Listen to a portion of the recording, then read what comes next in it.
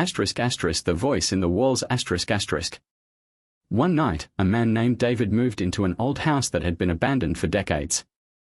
The locals warned him that something wasn't right about the place, but David didn't believe in superstitions. The house was old, creaky, and drafty, but it was cheap, and he needed the space. On the first night, as David lay in bed, he heard a faint sound, like whispering, from within the walls.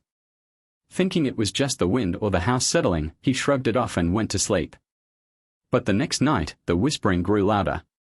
It wasn't just wind, it was a voice, speaking words he couldn't quite make out. Curious, David pressed his ear to the wall. The voice became clearer. It was a woman, her tone pleading. "Help me. I'm trapped. Please, release me." David's heart raced. He knew no one else lived there. But the voice was so desperate, so filled with pain, he couldn't ignore it. He grabbed a flashlight and began searching the house for its source. In the basement, David found a small door behind an old, rotting cabinet.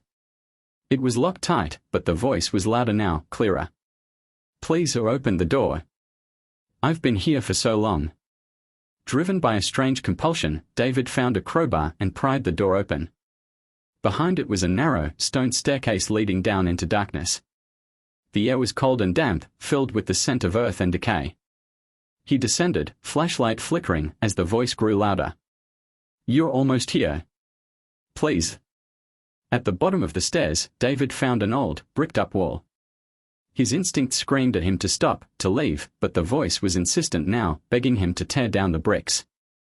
He swung the crowbar at the wall, each blow sending chills up his spine. Finally, the last brick crumbled away, revealing a dark, narrow alcove. Inside, he saw a figure, a woman, her eyes wide with terror, her mouth open in a silent scream. But she wasn't alive.